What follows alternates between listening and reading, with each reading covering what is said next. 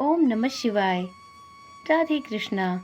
मित्रों, आप सभी का सनातन धर्मसार चैनल में बहुत बहुत स्वागत है। आश्विन माह में पितृपक्ष का बहुत ही पावन महीना चल रहा है।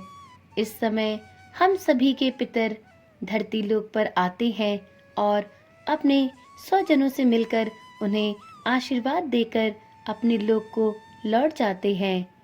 पितृपक्ष के इन दिनों में सभी लोग अपने पितरों को प्रसन्न करने के लिए श्राद्ध, तर्पण एवं दान पुण्य का कार्य करते हैं।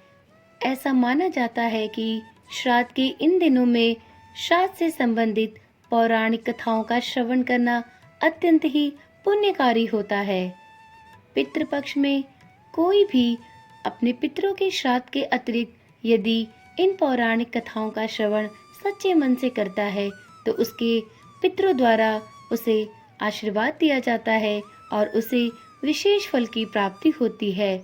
तो आज की वीडियो में हम श्राद्ध पक्ष की एक ऐसी ही पौराणिक कथा को श्रवण करेंगे, परंतु उससे पहले आप सभी से एक विनम्र निवेदन है कि यदि आप चैनल पर नए आए हैं या आपने अभी तक चैनल को सब्सक्राइब नहीं किया तो कृपया देर ना करें और चैनल को आज ही या यूँ कहूँ कि अभी ही सब्सक्राइब कर लें, जिससे कि आने वाली इसी प्रकार की ज्ञानवर्धक और रोचक वीडियोस आपको बिना किसी रुकावट के मिलती रहे।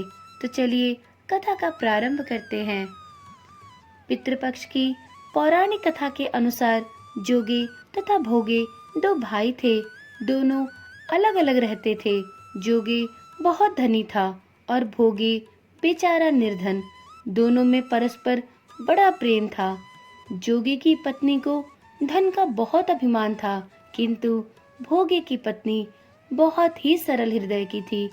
पितृपक्ष आने पर जोगे की पत्नी ने उससे पितरों का श्राद्ध करने के लिए कहा, तो जोगे इसे व्यर्थ का कार्य समझकर टालने की चेष्टा करने लगा, किंतु उसकी पत्नी यह भली भांति समझती थी कि यदि ऐसा नहीं करेंगे तो लोग बातें बनाएंगे। फिर उसे अपने मायके वालों को दावत पर बुलाने और अपनी शान दिखाने का यह उचित अवसर छोड़ना भी नहीं था। अतः वह बोली, आप शायद मेरी परेशानी की वजह से ऐसा कह रहे हैं, किंतु इसमें मुझे कोई परेशानी नहीं होगी। मैं भोगे की पत्नी को बुला लूंगी, दोनों मिलकर सारा काम कर लेंगी। फिर उसने जोगे को अपने पीहर न्योता देने के लिए भेज दिया।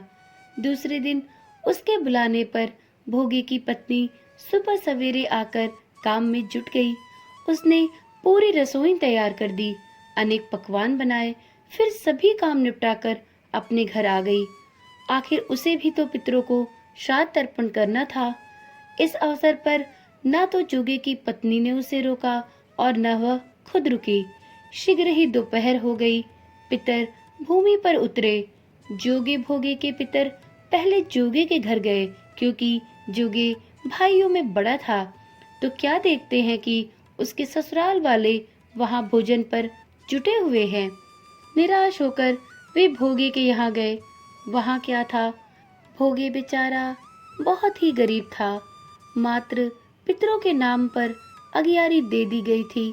पितरों ने उसकी राख चाटी और भूखे ही नदी के तट पर जा पहुंचे। थोड़ी देर में सारे पितर इकट्ठे हो गए और अपने अपने यहाँ के श्राद्धों की बड़ाई करने लगे। जोगे भोगे के पितरों ने भी अपनी आप बीती सुनाई। फिर वे सोचने लगे, अगर भोगे समर्थ होता तो शायद आज उन्हें भूखा न रहना पड़ता, मगर भोगे के घर में तो 2 जून की रोटी भी खाने को नहीं थी। यही सब सोचकर उन्हें भोगे पर दया आ गई। अचानक वे सभी नाच नाच कर गाने लगे, भोगे के घर धन हो जाए, भोगे के घर धन हो जाए। सांझ होने को हुई। भोगे के बच्चों को कुछ भी खाने को नहीं मिला था। उन्होंने अपनी माँ से कहा, माँ बहुत भूख लगी है। तब उन्हें टालने की गरज से भोगे की पत्नी ने बहुत ही उदास मन से कहा, जाओ, आंगन में हौदी उल्टी रखी है, उसे जाकर खोल लो और जो कुछ भी मिले बांट कर खा लेना। बच्चे बड़ी ही खुशी से वहां पहुंचे तो क्या देखते हैं कि हौदी मोहरों से भरी पड़ी है।